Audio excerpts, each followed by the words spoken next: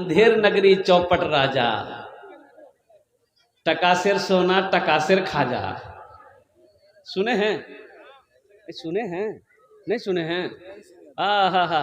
एक गुरु एक चेला पहुंचा, वो उस इलाके में पहुंचा तो देखता क्या है कि बाजार में सोना भी 1 रुपए किलो और खाजा भी 1 रुपए किलो। तो चेला बोला गुरु से कि गुरु यहां क्या हो रहा है? इतना सस्ता खाना, इतनी सस्ती मिठाई मिल रही है गुरु, सोना भी 1 रुपए किलो, मिठाई भी 1 रुपए किलो। तो उसका गुरु बोला कि यहाँ का हालात ठीक नहीं है, जल्दी भागो यहाँ से। तो चेला बोला कि नहीं भागेंगे, यही तो मौका मिला, हम बहुत पतला दुबला हो गए, खूब खाएंगे, खूब बदन बनाएंगे, अब जाइए। गुरु बोला कि बेटा सोच लो। बोला हम उसको चिल्लाते जा। गुरु चला गया, चेला खूब खाया, 1 महीना रहा, ये फूल के मोटा हो गया।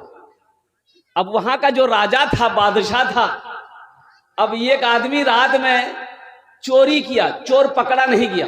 राजा फांसी का फंदा बनाया कि मैंने ये फांसी का फंदा बनाया है, पकड़ के आदमी को लेते आओ, जिसके गले में ये फांसी का फंदा अड़ जाएगा उसको फांसी पे चढ़ा देगा, समझ लो वही चोर है।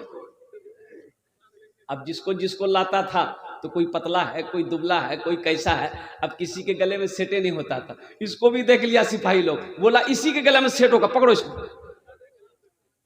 खेल के लीजिए 1 महीना ही पकड़ के लाया इसको, इसके गले में फांसी का फंदा फंसा, सेट कर गया, बोला यही चोर है।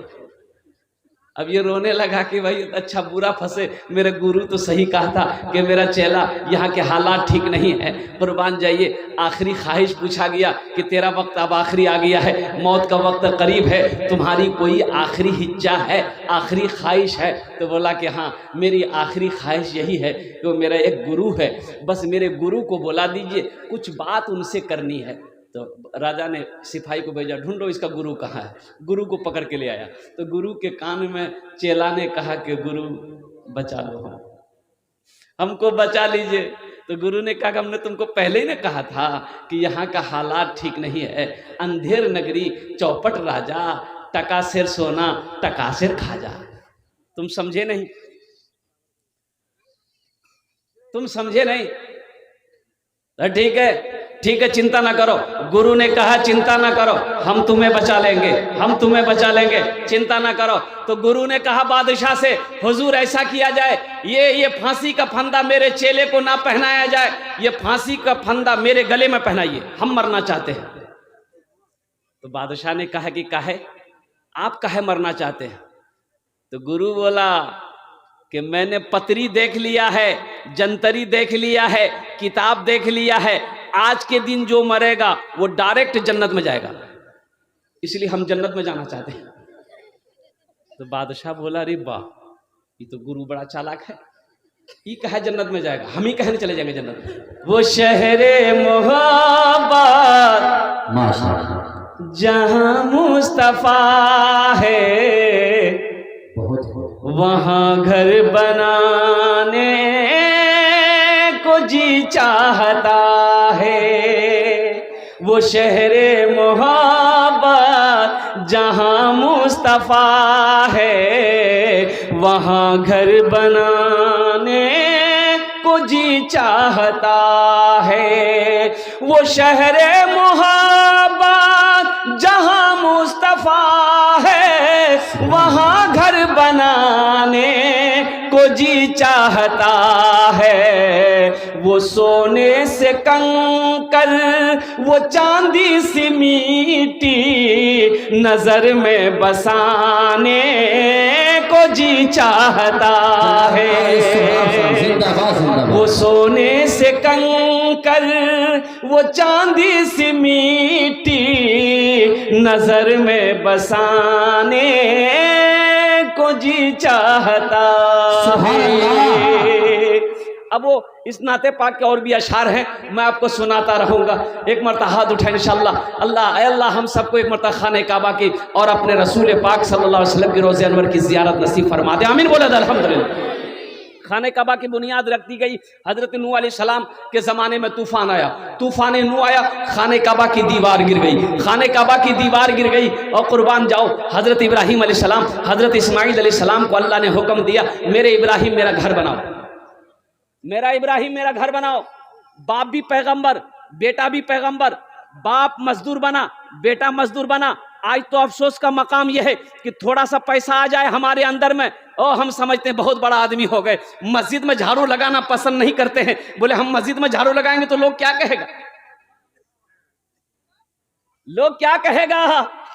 अरे कुर्बान जाओ, मेरे आका ने इरशाद फरमाया कि मस्जिद से अगर एक तिनका उठाकर किसी ने बाहर फेंक दिया, अल्लाह उसके जन्नत में, उसके घर में हूरों से झाड़ू लगवाएगा, हूरों से। एक तिनका मस्जिद से उठाकर किसी ने बाहर फेंक दिया। मैं आपको बताऊं, बंबई गए थे, मुंबई गया था, अब जुमा की नमाज पढ़ने की, जुमा था, जुमे की नमाज पढ़ने के लिए मस्जिद गए, मदनी मस्जिद बंबई में।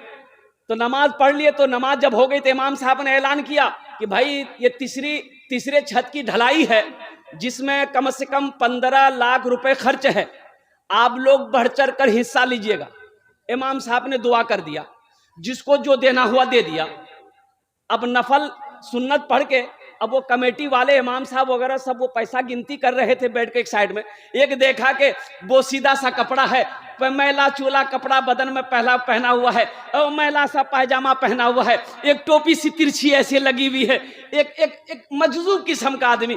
बगल में एक छोटा सा बैग है, लेकर आया, बैठा, सलाम किया, सेक्रेटरी साहब को सलाम किया, इमाम साहब को सलाम किया।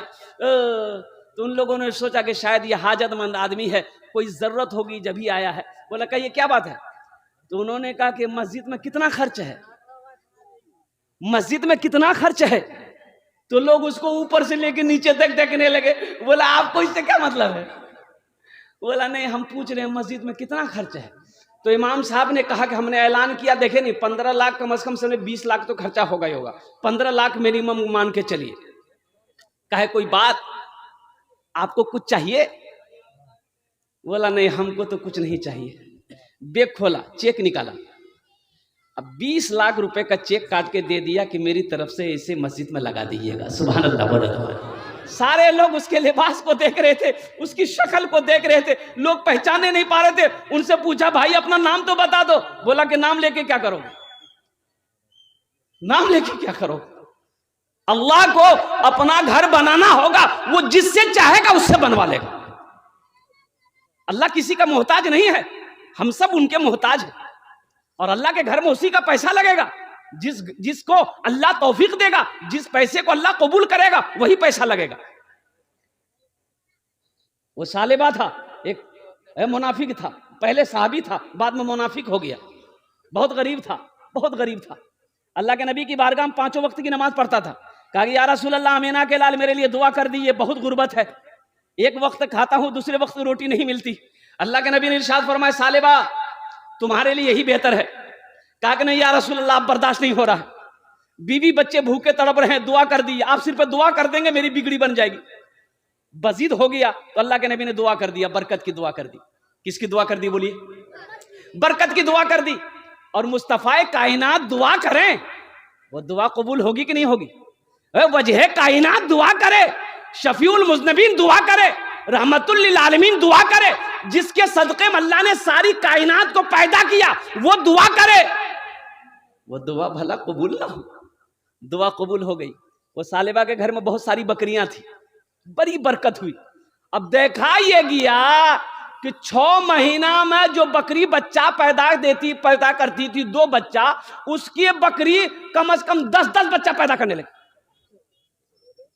अब वो जो जगह थी ना वो कम पड़ गई, इतनी बकरियां, इतनी दौलत, जगह कम पड़ गई। वो घर तोड़ा, वहां से घर तोड़ा, वो दूर खुलासा जगह पर, कुशादा जगह पे घर बनाया, वहां भी बरकत, वहां भी बरकत, वहां भी इतनी बरकत कि वहां से भी घर तोड़ा, दूर लेके गया। अब जो आदमी 5 वक्त की नमाज पढ़ने आता था, अब सिर्फ वो इशा और फजर में आने लगा।